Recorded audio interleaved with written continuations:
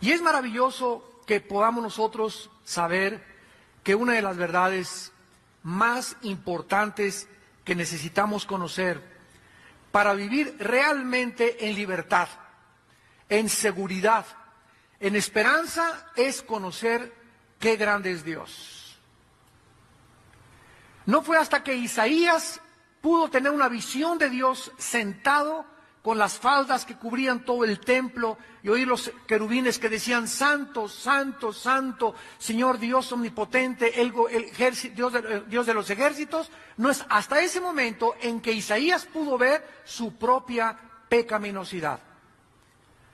Estudiando este capítulo de Isaías, desde hace algunas semanas, se los digo con todo mi corazón, he caído llorando al suelo, porque le he pedido a Dios que me dé un concepto, una visión no física, ¿verdad?, de poder yo entender cada vez más su santidad. Cuando nosotros entramos a la Biblia y vemos que Dios es un Dios santo y que nos manda que nosotros seamos santos como Él es santo, no es un Dios que nos dice: yo solamente te salvé para perdonarte tus pecados y para que te fueras al cielo, sino que nos manda que seamos santos, porque es la esencia del carácter de Dios. ¿Qué nos está diciendo Dios cuando nos dice que seamos santos como Él es santo? Nos está invitando a imitar su carácter, a que nosotros seamos separados del mal, que odiemos el pecado, que aborrezcamos el mal, que aborrezcamos y que tengamos su temor de Él en nuestro corazón, para que podamos verdaderamente ser como Él. Y no es hasta que el cristiano entiende que es el carácter lo que Dios anhela transformar en nuestra vida, pues el cristiano va a creer o seguir creyendo que lo que Dios quiere es que hagamos muchas actividades. Y aunque no es malo involucrarse en muchas actividades, lo más importante es tener el carácter de Jesucristo, la santidad, aborrecer el pecado, detestar todo aquello que Dios odia, aborrecer todo lo que Dios odia, para que podamos cada vez asemejarnos más y más y más a Él. Esto es lo que Dios quiere que nosotros entendamos, porque cuando comenzamos a santificarnos, a apartarnos del pecado, a odiar el pecado, a comenzar verdaderamente a amar las cosas que Dios ama, es cuando comenzamos a entender la Biblia. Es cuando comenzamos a tener revelación. La revelación no viene porque alguien me toque de repente y me tumbe al suelo y ya tenga yo el espíritu o la unción de Elías o de Eliseo. Esa revelación no viene así, viene a través de la santificación. No puede haber poder sin santidad. Entonces no es automática la santidad. Son días, meses, años que tenemos que caminar con Dios.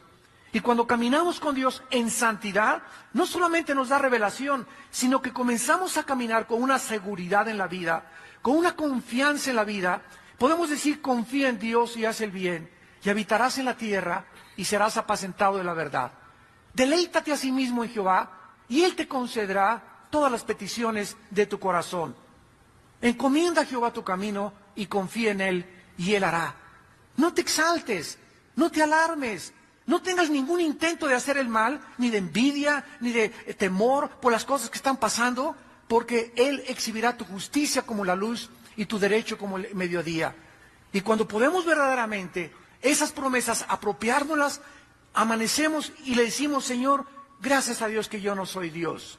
Yo no puedo cambiar la vida de mi esposa, de mis hijos, de la iglesia, de mi trabajo, de mi patria, de mi nación. Gracias a Dios que soy insignificante, soy tan pequeño ante tus ojos, Señor. Tú eres el Dios poderoso, tú eres el que puede hacer cosas. Yo quiero hoy, como un niño recién nacido, acurrucarme como un pollito debajo de las alas de la gallina y confiar en ti, esconderme en ti, Señor, y saber que estoy seguro, que estoy confiado, que puedo vivir bajo el amparo de tus alas, porque tú eres mi fortaleza, mi luz y mi salvación.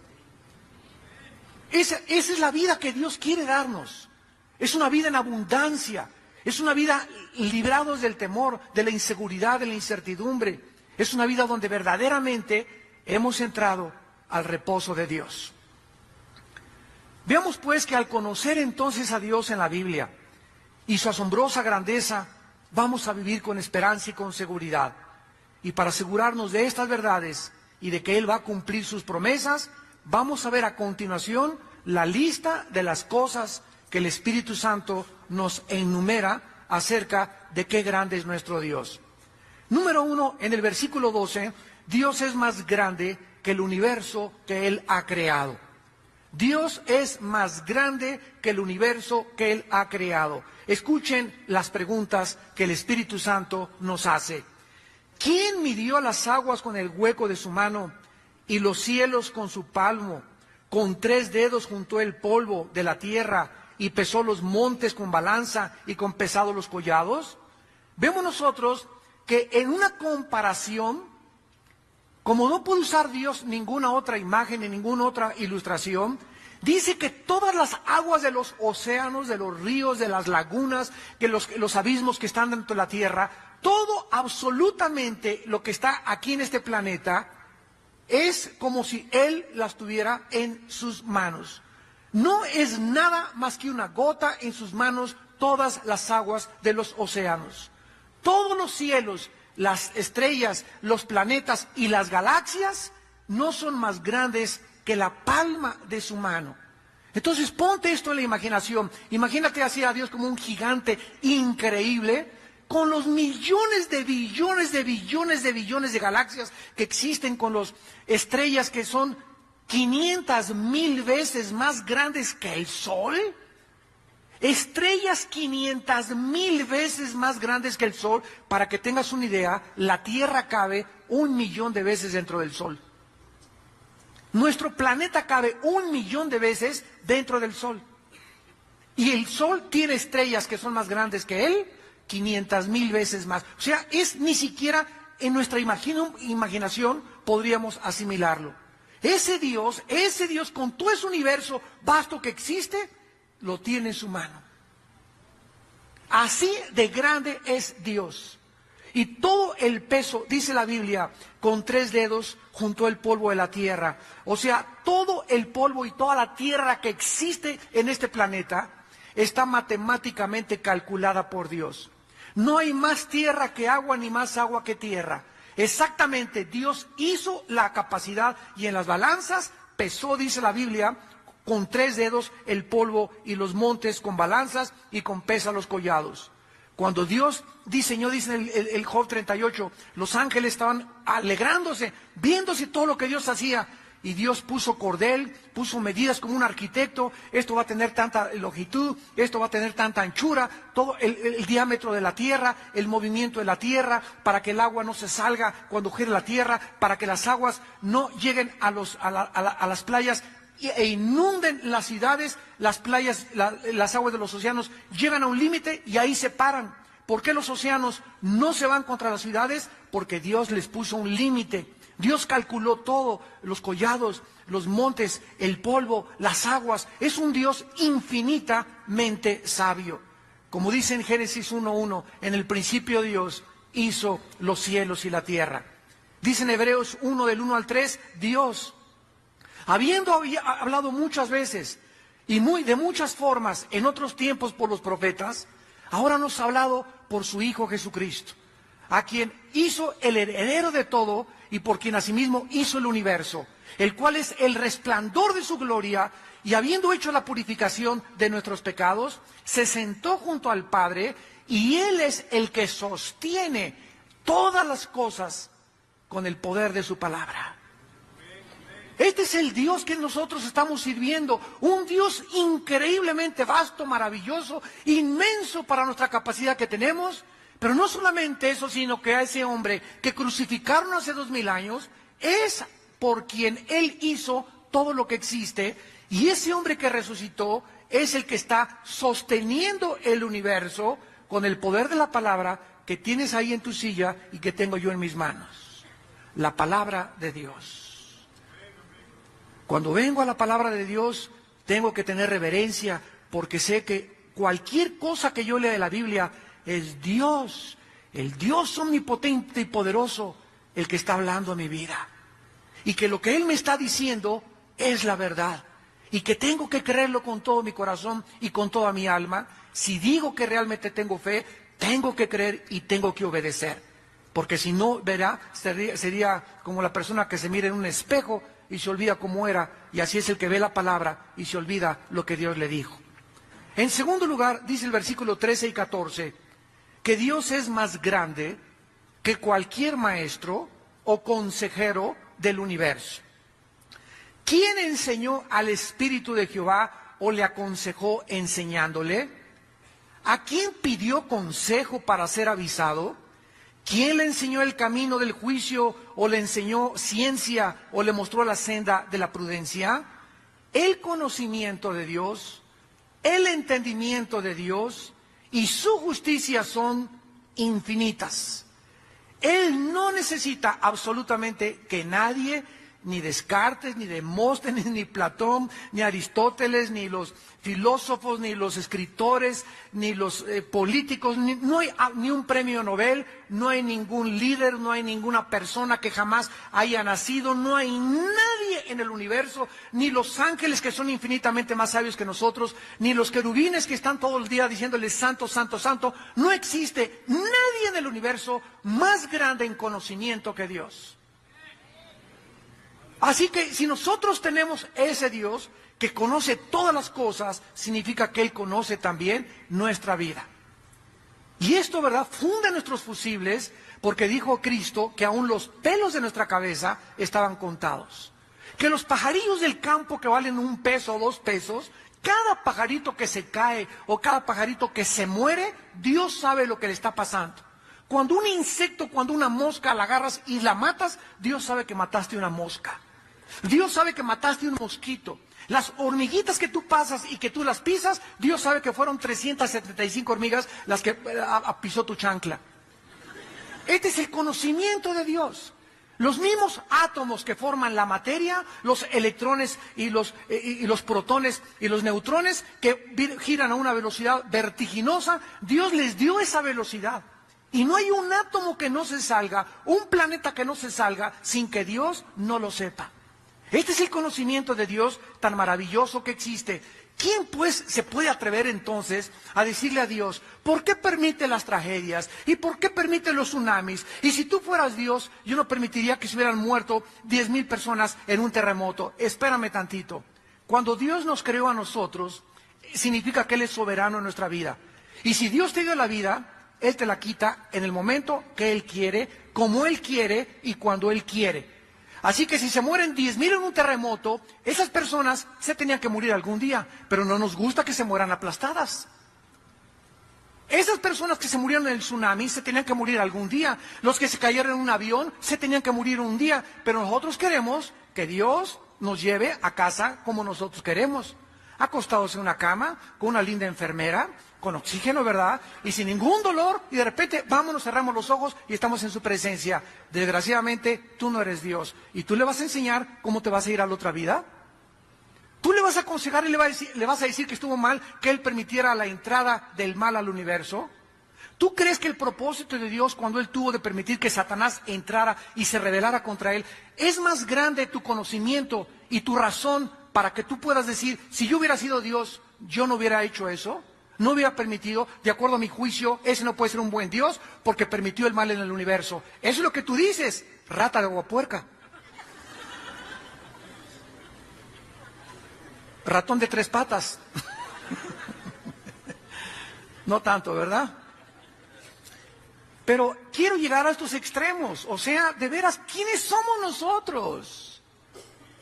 Después de que Job le vino todo lo que le vino y se le cayó su casa y sus hijos se murieron y perdió sus bienes y perdió la bolsa de valores y se quedó en la calle. Y aparte le vino a Job una enfermedad de la punta de la cabeza a los pies. Job comenzó, ¿por qué me habrá pasado esto? Dios mío, será un juicio, será el pecado, estaré mal. Y todavía vienen los 3 amigos, sí es por el pecado, Job, es que tú tienes escondidas cosas que no le has confesado a Dios porque es una maldición que te ha caído. Y cuando pasa todo un año y Job no puede entender qué fue lo que hizo que Dios actuara de esa forma con él, se aparece Dios y en el capítulo 38 le dice a Job, oye Job, ¿estabas tú cuando yo fundé la tierra? ¿Estabas tú cuando yo hice los animales? Cuando tuve las medidas y pesé los montes y los océanos y comencé a hacer todas las cosas a tu alrededor. Dime si eres tan sabio, contéstame. Ahora, si tú no entiendes ni siquiera las leyes físicas del universo, ¿cómo te atreves a tratar de querer comprender las leyes morales de mi creación. Y entonces cuando Job se dio cuenta que con quién estaba hablando y se dio cuenta de la grandeza de Dios, cayó Job de rodillas, capítulo 42, y le dijo: me aborrezco hasta el polvo. Oye ahora, Señor, habla tú y yo oiré. Ahora me doy cuenta que lo que yo estaba hablando eran marihuanadas.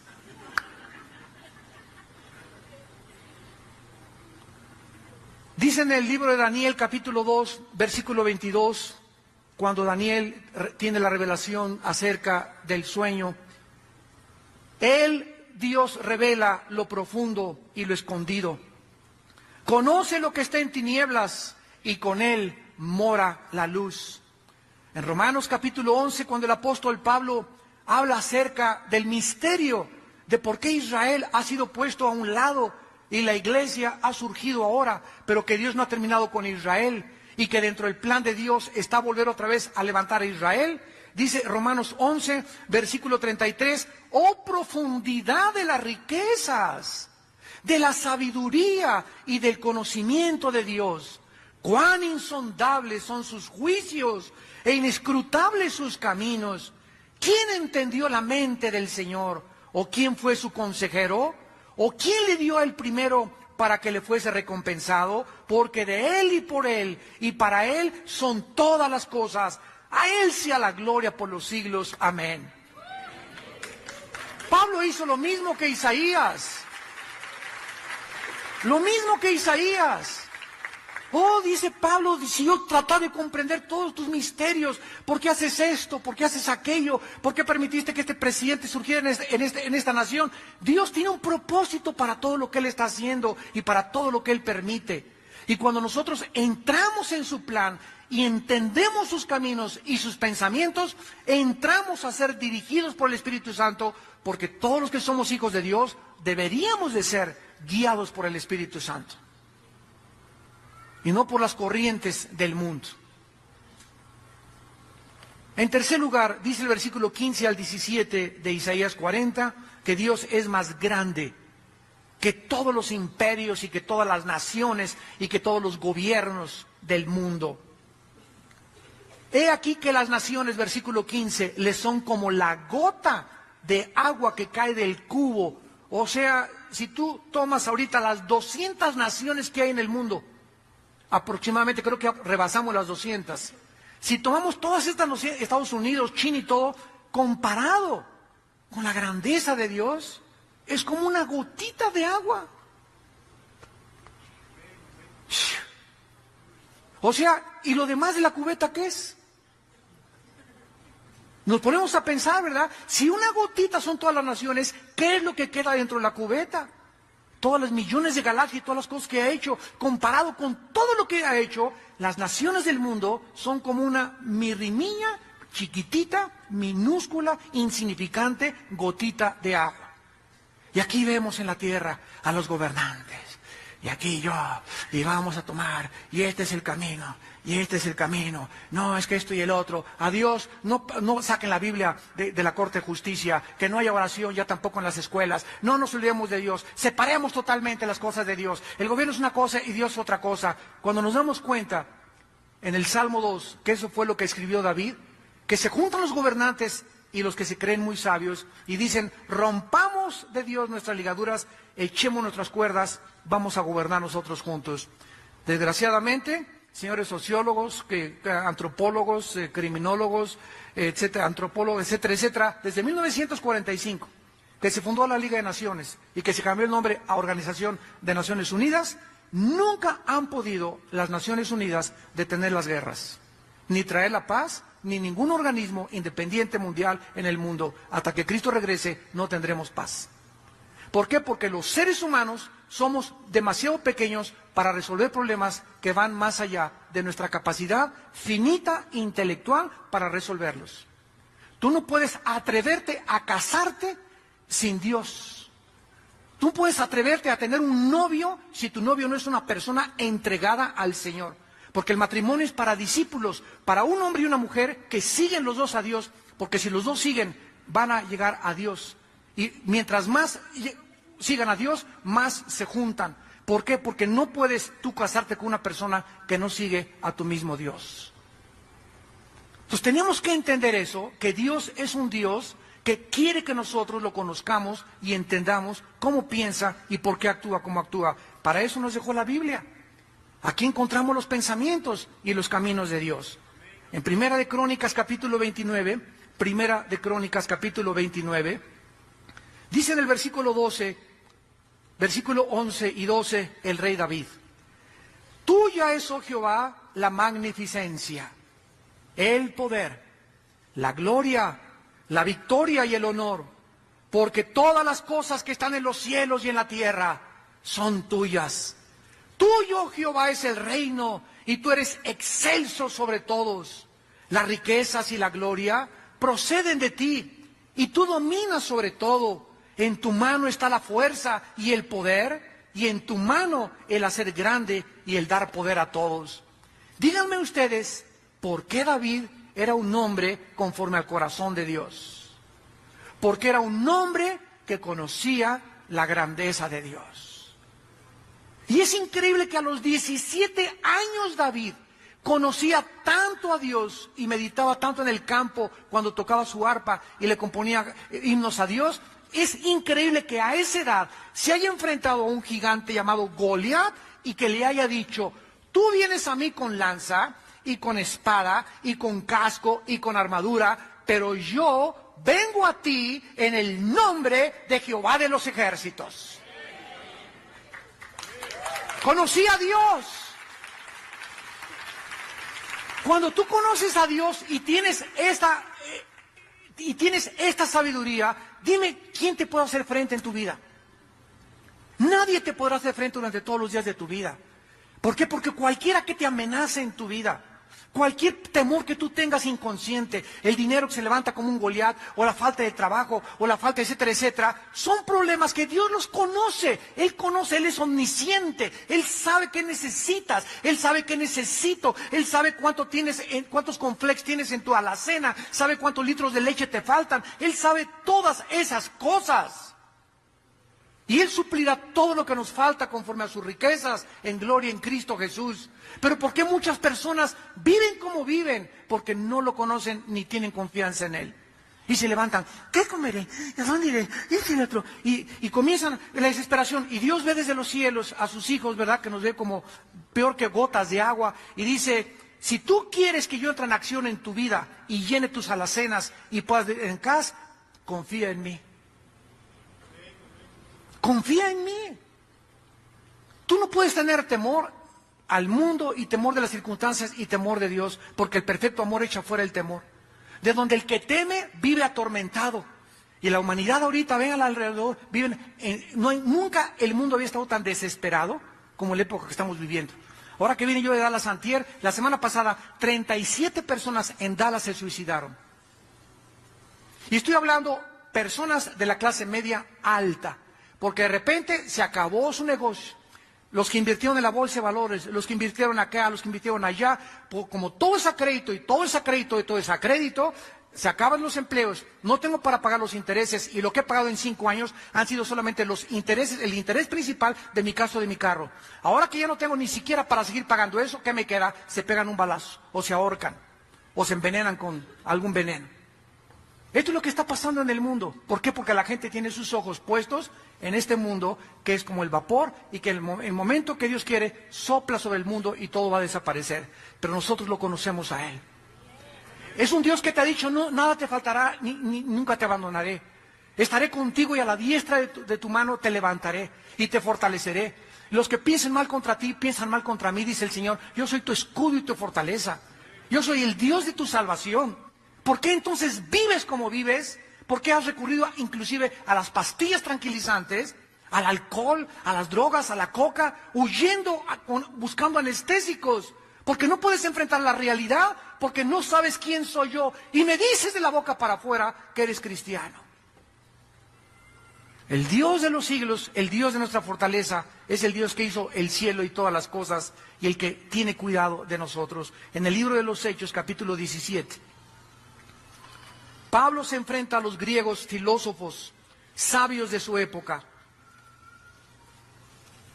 y comienza a hablarles acerca del verdadero Dios con esta cátedra de la grandeza de Dios. Dice Hechos 17, versículo 24. Pablo le dice a los griegos, a los filósofos: el Dios que hizo el mundo y todas las cosas que en él hay, siendo Señor del cielo y de la tierra, no habita en templos hechos por manos humanas. O sea, quitémonos, amados santos de Dios, esa frasecita, vamos al templo. Esto no es un templo, el templo somos las personas. No hay ya ningún edificio desde la resurrección de Cristo hasta nuestros días en Pentecostés, cuando nació la iglesia. No existe ningún edificio que se le pueda atribuir la casa de Dios, o la habitación de Dios, o el templo de Dios, porque Él ya no habita en templos hechos por manos humanas. Él ahora ha escogido entrar a habitar dentro de nosotros. Ahora tú eres el templo de Dios y yo soy el templo de Dios. Y cuando nos juntamos en el parque, en Chapultepec, en Cuautitlán, no importa el techo o el lugar, no es el lugar ni el edificio el templo, somos las personas. ¿A dónde vas? Al templo. Ni es honrado por manos de hombres, como si necesitara de algo. Aquí te traigo un molito, mi Señor. Aquí te traigo unas veladoras. Aquí te traigo este regalito. Imagínense nada más. ¿A quién le estamos tratando de dar eso? Al Creador de los cielos y de la tierra. ¿Qué habrá que podamos decirle a Dios? Te ofrezco este reloj, te ofrezco aquello. ¿Qué hay si nos dio a su Hijo? ¿Cómo nos atrevemos a querer comprar a Dios? Él no quiere sacrificio, quiere obediencia. Quiere nuestra obediencia. Me voy de rodillas a la villa, Señor. Órale, sángrate más. ¿Qué le va a interesar eso a Dios? Me voy a crucificar, voy a cargar un costal de nopales. Todas esas cosas tienen su origen en el paganismo, en la ignorancia de las sagradas escrituras. Pero tú eres hijo de Dios y yo soy hijo de Dios y debemos de entender a Dios que esas cosas no le agradan. Él ya no es honrado por nada que nosotros podamos hacer. Y dice la Biblia, ni tampoco habita en templos de manos humanas, pues Él es quien da a todos vida, aliento y todas las cosas, y de una sangre ha hecho el linaje de los hombres para que habiten sobre la faz de la tierra. Y les ha prefijado el orden de los tiempos y los límites de su habitación. Todos tenemos sangre H negativa o positiva, o RH o positivo o negativo o universal, pero es sangre humana. Y un negrito me puede transfundir la sangre a mí, yo a un chino, etcétera, etcétera, pero nunca un mono a un humano. Señores genetistas y señores ateos, el día que tu abuelita necesite una transfusión, tráela a la changa.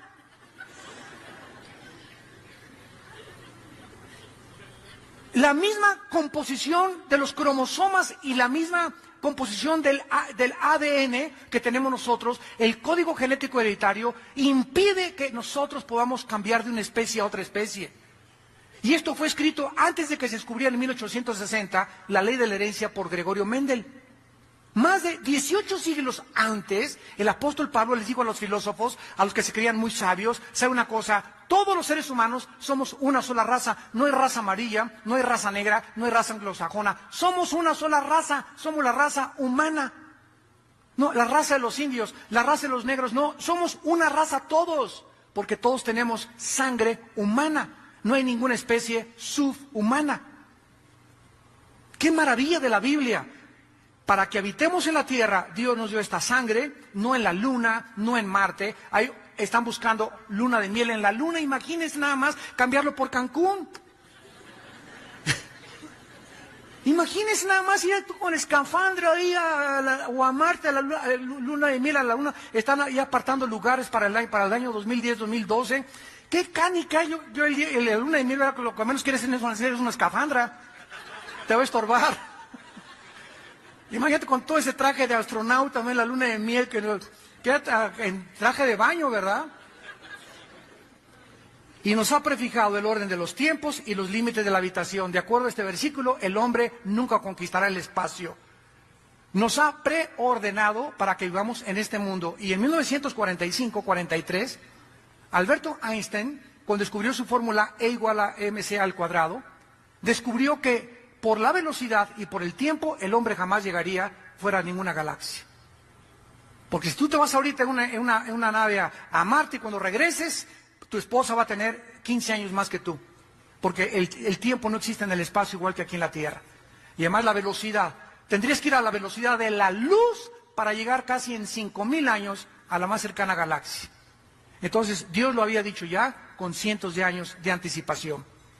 En cuarto lugar, Dios es más grande que todos los dioses y los ídolos del mundo. Versículo 18 al 21, Isaías 40. Dios es más grande que todos los falsos dioses y que todos los ídolos del mundo. Dice el versículo 18, ¿a quién pues o a qué haréis semejante a Dios? ¿O qué imagen le compondréis? O sea, aquí estamos en un planeta donde tenemos la conciencia de que hay un Dios. Y la gente, como no ha visto a Dios, ni nadie la ha visto jamás, pues tenemos que pintar algo que se parezca a Dios.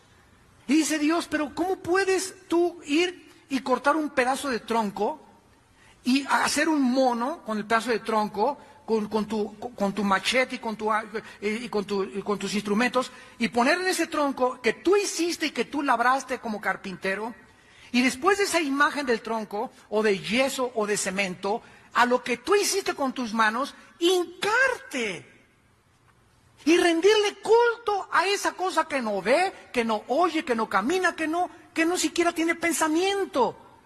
Es lo que se llama idolatría. Pero todos nosotros, antes, ¿verdad?, de conocer a Cristo, estábamos involucrados en eso.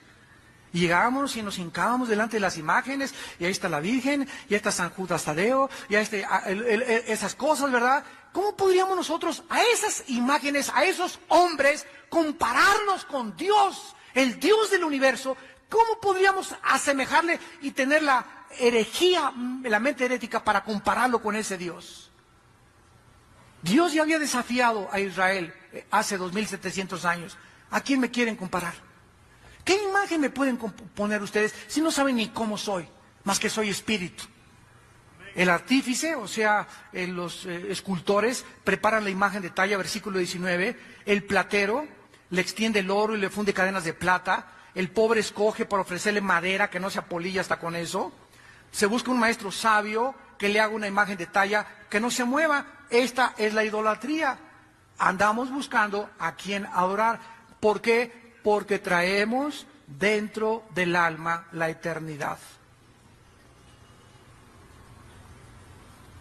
El ser humano nació a imagen y semejanza de Dios. Y como traemos la eternidad entre nosotros, los egipcios, al morir, le ponían la espada y la comida a sus muertos. Los chinos, no hay una civilización, no hay una tribu africana que no crea en la vida después de la vida. Los ateos solamente son los pseudointelectuales que conocemos. Pero el hombre trae la eternidad en el corazón. Y como no sabe quién es Dios, pues se hace un Dios y se inclina ante alguien que él mismo ha creado. Y por eso hay 4 preguntas en el versículo 21. ¿No sabéis? ¿No habéis oído? ¿Nunca te lo habían dicho desde el principio? ¿No han sido enseñados desde que la tierra se fundó? En otras palabras, está diciendo a Dios, bueno, es que solamente levanta los ojos al cielo y date cuenta que hay un orden, que hay un diseño, y que no puede haber un diseño sin un diseñador. Si yo voy y veo una pintura, yo no puedo creer que esa pintura de la Gioconda se haya hecho sola o que Chita la haya pintado. Si voy en el desierto y me encuentro un motor de un Volkswagen, con distribuidor, con bomba de gasolina, con acumulador, con alambres, todo perfectamente coordinado para que pueda un coche andar, yo no puedo comprobar y decir y concluir, las arenas del desierto hicieron el motor del Volkswagen, o encontrarme un reloj, una maquinaria perfecta en la calle y decir, se hizo por el cemento de la banqueta. Así son las personas, vean ustedes cómo nos reímos, pero así son los ateos. Es increíble que se digan intelectuales y pensadores y que puedan desafiar a ese Dios y decir, todo es la obra de un accidente. Todo apareció por un accidente, cuando la misma física comprueba que nunca del desorden ha surgido el orden, sino al contrario, del orden surge el desorden. De una explosión, como dicen, del Big Bang, surgió el universo. Jamás ni físicamente se ha comprobado eso. Pero esa es la soberbia intelectual del ser humano, por la cual la Biblia nos revela en esta mañana. Dios es más grande que cualquier Dios. En quinto lugar, Dios es más grande que los habitantes de este planeta. Versículo 22. Él está sentado sobre el círculo de la tierra. Tomen nota, 2360 años antes de Galileo Galilei. Ve y así frótale la Biblia en la nariz a tu maestro en la escuela. 2360 años antes de Galileo Galilei, la Biblia ya decía que la tierra era redonda. Isaías 40:22. 2360 años antes, que fue cuando se escribió Isaías. Datos científicos de la palabra de Dios. Cuando Dios mira desde su trono el universo, a toda la gente, parecemos como langostas. Simplemente súbete a un avión a 10 kilómetros de altura o 32,000 pies de altura y voltea hacia abajo, ¿verdad? Y ya no ves a nadie más que puntitos de arena. Así es como nos ve Dios. Y al mismo tiempo que nos ve así, nos ama, que dio su vida por nosotros en una cruz. ¿Cómo podemos conceptualizar eso? Que siendo tan pequeños, haya dado su vida por nosotros. Oh, profundidad de las riquezas y de la sabiduría de Dios. Cuán insondables son sus caminos, inescrutables sus riquezas. Dice en Isaías capítulo 2, versículo 22, Isaías 2:22, hablando de lo mismo: dejaos del hombre cuyo aliento está en su nariz, porque de qué él es estimado. Si todos somos como langostas, si ninguno de nosotros somos dioses, entonces ¿por qué tienes temor del hombre? Entonces, ¿por qué pones tu confianza en un hombre? ¿Por qué creemos que un estadista o que un presidente o que un conquistador nos va a ayudar? ¿Por qué crees que si tu esposo no te ama no puedes ser feliz? Tu felicidad no depende de si tu esposo te hace feliz. Él es un hombre. El que te hace feliz es Dios. Y si tu esposo no te hace feliz Dios. Pero si estás dependiendo de tu felicidad para que sea tu esposo el que te haga feliz, vas a seguir amargada hasta que tu esposo se convierta. Tú sigue amando a Dios y alabándolo y bendiciendo a tu esposo. Yo te bendigo en el nombre de Jesús, te bendigo. ¿No me quieres? Pues no me quieras. Pero yo soy tu esposa.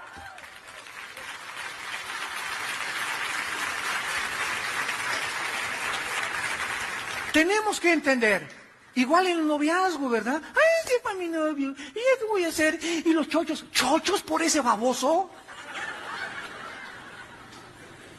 ¿Piensas quitarte la vida por ese tonto, por ese macarrón? Hay 10 más que Dios tiene para que escojas del cual va a ser el padre verdaderamente de tus hijos. ¿Cómo podemos creer y poner nuestra confianza en un ser humano? Dejaos del hombre cuyo aliento está en su nariz. Todos aquí abajo somos imperfectos. No podemos confiar en nadie, porque en el sentido de que si no tengo a mi esposa, si no tengo a mi esposo no soy feliz. Imagínense, ama a Dios con todo tu corazón, con todas tus fuerzas y con toda tu alma. ¿Por qué? Porque si tú amas a Dios con todo tu ser y con toda tu alma, el día que te falte tu esposa, o el día que te falte tu esposo, o tu novio o tu novia, no se te va a mover el tapete, porque tu amor principal estaba en Él.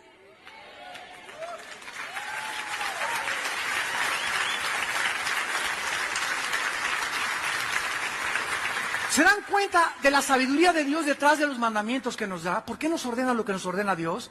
Cualquier día, ay, qué egoísta, qué ególatra, más quiere que lo veamos a Él. No, es que cuando Él nos dice, por ejemplo, no cometerás inmoralidad, nos está diciendo Dios, cada vez que pecas, te lastimas, mijito.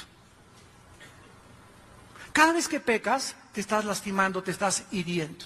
No quiero que te lastimes. di mi vida por ti. Por eso te digo, no cometas inmoralidad, no robes, no trances a tu vecino, no eches mentiras, porque cada vez que lo haces, cada vez que pecamos, estamos lastimándonos a nosotros mismos, porque el pecado nos hace sufrir. Esta es la razón por la cual nos dice Dios que seamos santos, porque Él es santo, porque Él odia la maldad y Él sabe que el pecado es la razón por la cual su Hijo en la cruz abrió sus brazos. Y si fue tan grande el precio que Él pagó por ello, compréndelo, asimílalo en tu corazón. Dios quiere que aborrezcas el pecado. Quiere tu felicidad, quiere darte una buena esposa, un buen esposo, un buen coche, una buena casa, pero por favor, obedécelo. Cree lo que Él te está diciendo. Él es más grande que cualquier cosa que puede existir. En el capítulo 12 de Job, versículo 17, dice Job 12:17, Él hace andar despojados de consejo a los consejeros y entontece a los jueces. Versículo 24 y 25, Él quita el entendimiento a los jefes del pueblo de la tierra y los hace vagar como por un yermo sin camino. Van a tientas como en tinieblas y sin luz y los hace errar como borrachos. Ese es nuestro Dios. A esas personas en quien nosotros ponemos nuestra confianza, en quien creemos que nos van a ayudar, en quien creemos que si no no, y si entra mi cuñado de diputado, ahora sí la voy a hacer, y si entra el gobernador ahora sí la voy a hacer, y si sube el petróleo, ahora sí, y confiamos en el dinero, en el petróleo, en las personas que son como langostas delante de Él. Maldito el hombre que confía en el hombre. Tenemos que confiar en Él, quererle a Él, amarlo a Él, entregarle nuestra vida a Él. En Él somos y nos movemos y existimos. Y cuando comenzamos a ver esta grandeza de Dios, comenzamos a vivir con seguridad. Y finalmente, dicen los últimos versículos del 27 al 31, lo más precioso de este capítulo. ¿Por qué dices, oh Jacob, y hablas tú, Israel, mi camino está escondido de Jehová y de mí pasó mi juicio? ¿No has oído, no has sabido que el Dios eterno es Jehová? Dios es más grande que cualquier problema o cualquier tentación que podamos enfrentar. En primer lugar, dice el versículo 28, que Él es el creador de todas las cosas, por lo que Él conoce todo lo que está sucediendo. Si tú lees Apocalipsis 2 y Apocalipsis 3, hay 7 cartas a 7 iglesias. Y todas las cartas comienzan con estas palabras. Yo conozco tus obras. Yo conozco tus obras. Yo conozco hoy muchachita, ¿a qué hora te levantaste hoy? Y tú, y tú, y tú. Sé qué desayunaste. Sé cuando te levantaste qué estabas pensando. Sé a qué horas te acostaste. Hoy te vi en el doctor qué revistas estabas leyendo. Qué revistas compraste en Sanborns. Qué películas viste. Qué retaste en Blockbuster. Yo conozco todo lo que ustedes hacen, dice el Señor. Su mirada penetrante llega hasta lo más profundo de nuestra alma y nuestro corazón y nos desnuda, y no podemos engañar a aquel que es tan grande, tan grande, tan grande, que conoce las hormigas y los moscos y los pájaros, que al mismo tiempo conoce también lo que nosotros somos. Y a cada uno nos paga conforme a nuestras obras. Ese es nuestro Dios. En segundo lugar, dice el versículo 28b, no desfallece ese Dios que es el origen de la energía. Nunca es posible que pueda cansarse o decir ya me tienen harto, y su entendimiento no hay quien lo alcance, ¿verdad? Él es el origen de toda la energía del universo. Él es la fuente de la energía. ¿Qué le pasa a un celular cuando tú se le acaba la pila y lo desconectas? Bueno, el cable, ¿verdad?, es como el cuerpo, el celular es como el alma y la luz es como el Espíritu Santo. Entonces nosotros, como un celular o como un foco, al conectarnos a la energía, sacamos algo que no es inherente en nosotros. Entonces, cuando yo vengo a la Biblia, me estoy conectando a Dios. No hay otro origen para mi energía, para mi ánimo, para mi fuerza, para seguir peleando, para no desanimarme, más que mi contacto con la palabra de Dios. Al conectarte tú con la Biblia, estás jalando esa energía, y dice la Biblia que entonces, si estabas cansado, si estabas deprimido, si estabas desanimado, vas a comenzar a levantar alas como las águilas. Esto es lo que Dios nos quiere enseñar en esta mañana. Él da esfuerzo al cansado y multiplica las fuerzas al que no tiene ningunas. ¿Cuántos de nosotros, yo continuamente llego a mi casa y caigo hincado, Señor, y así de todo lo que he visto, de todas las cosas, persecución y apatía y apostasía, etcétera, etcétera, que dices ya, problemas con los hijos, problemas en las iglesias, etcétera, etcétera, ya no puedo, Señor, ya la cabeza no puedes ni pensar, ¿verdad? Quisieras ya irte a Cancún, irte a Acapulco, pero no puedes escaparte por la puerta fácil, tienes que caer de rodillas y comenzar, Señor, en el nombre de Jesucristo, hubiera yo desmayado si no hubiera creído en ti. Oh, alma mía, guarda en Jehová, no te desesperes, confía en él, aliéntese tu corazón, el Señor vive. Y después de un tiempo de estar con él, comienzas a sentir algo y te levantas, y me levanto otra vez y me siento otra vez, ahora sí, como el gallito giro.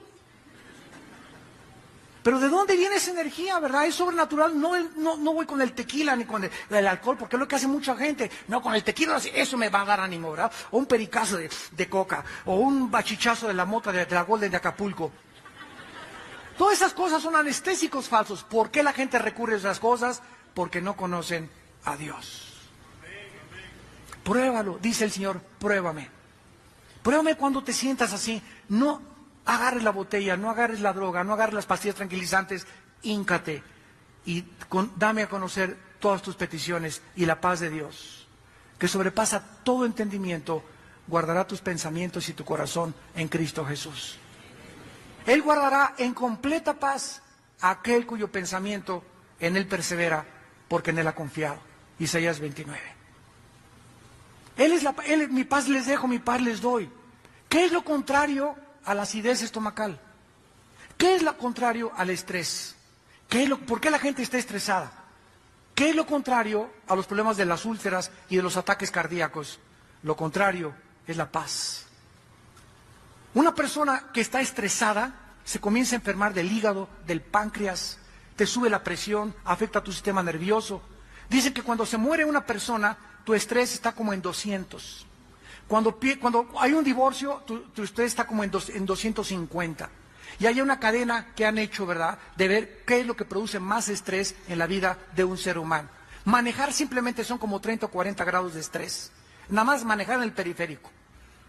Entonces, si nosotros comenzamos a ver y sumamos al llegar a la casa todas las veces que nos enfrentamos con el estrés y tenemos una cuenta de más de 100, nos damos cuenta entonces por qué estamos enfermos.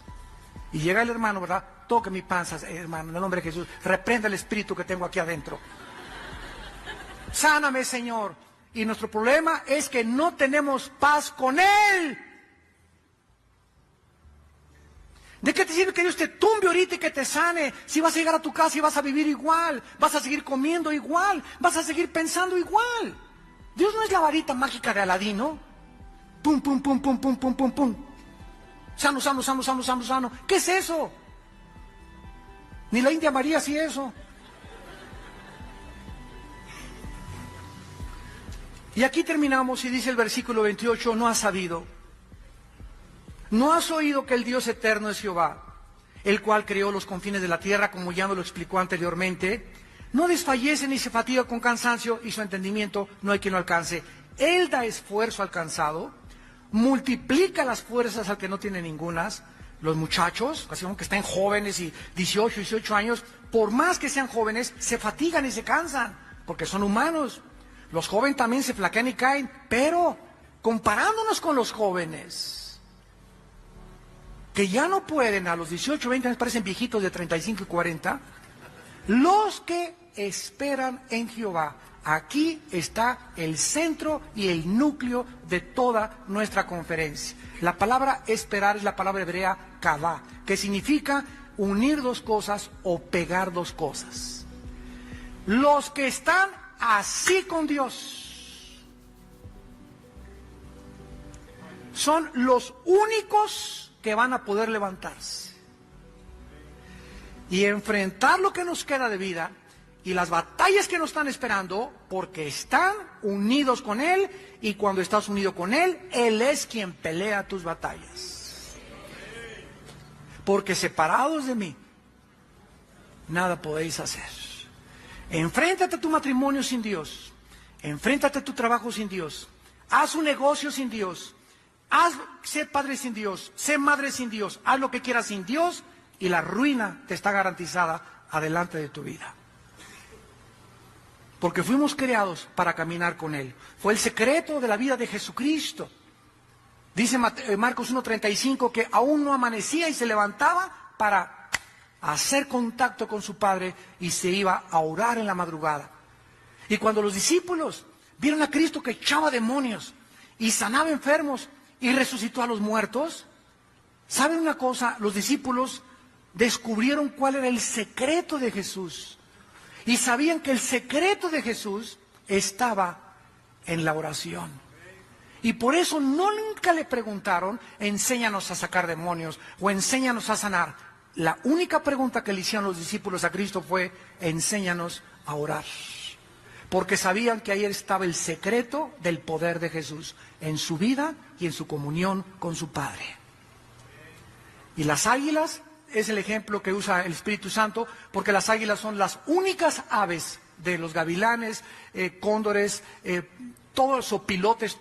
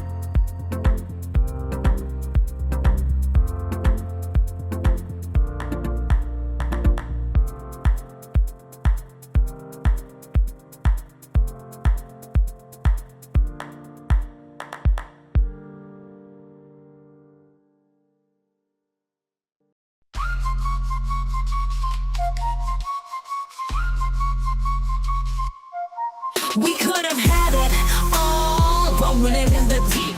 You have my heart inside in your hand and you play it to the beat. Even if I have nothing, oh, haters hate cause I've got it all. Lovers love even when I fall. Haters hate cause I stand tall. Love me, hate me, support or berate me, I don't care, it's all the same. Cause I've climbed so many peaks, it's all become a game. Even if I have nothing at all, haters hate cause I got it all. Lovers love even when I fall.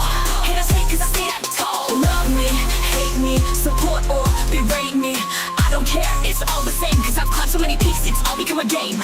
Blah, blah, blah. This beat can be polite if need be, but now I'm unleashing my artillery. It says no, I've been holding back, you see. Sacrifice myself, let others be free. Haters gonna hate, it's your new title. Before me you bow, don't try to rival. Don't compare yourself, I've wrong, surpassed you for years, for seasons, for weeks. It's true, oh no, cutting karma cycle. Your world's motives no longer viable. Two-faced, you act nice to my face. Behind my back, you're a disgrace.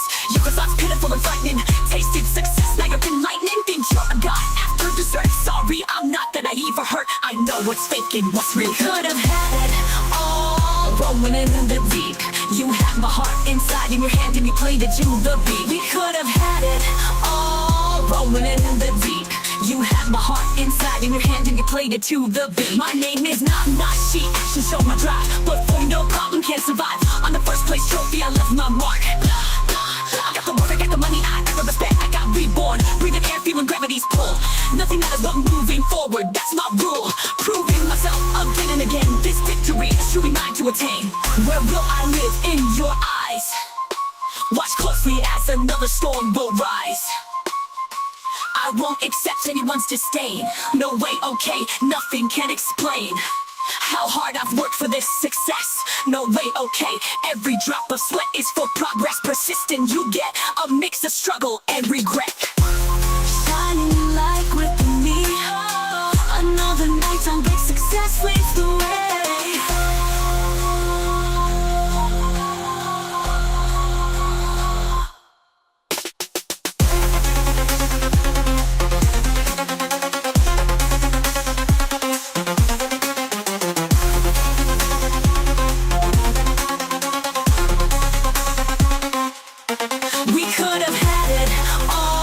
Rolling in the deep. You had my heart inside in your hand and you played it to the beat. We could have had it all, rolling in the deep. You had my heart inside in your hand and you played it to the beat.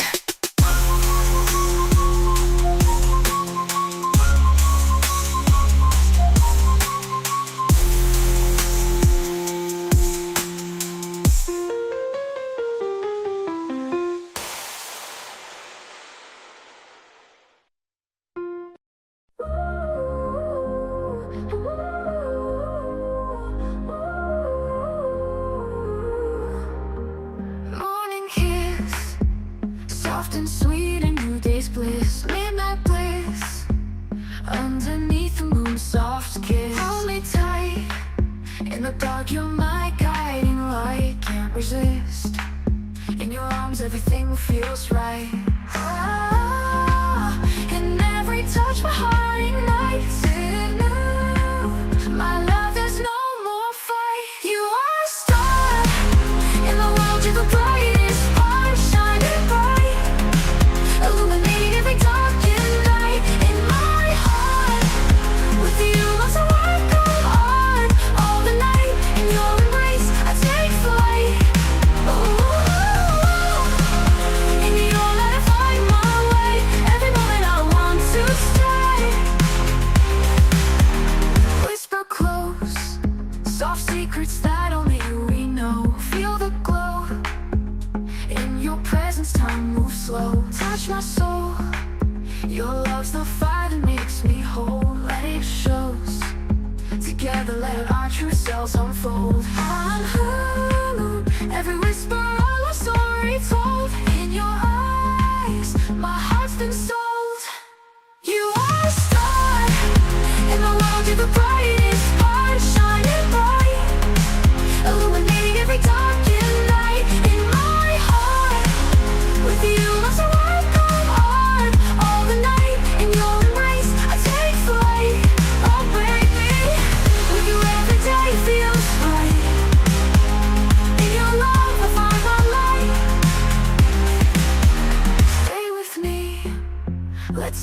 under the moonlit sea. Just be free. In your arms I find my plea. In your light I find strength, I find my might. I believe in this love we're meant to be. Ooh, in your light my dreams take flight. With you everything feels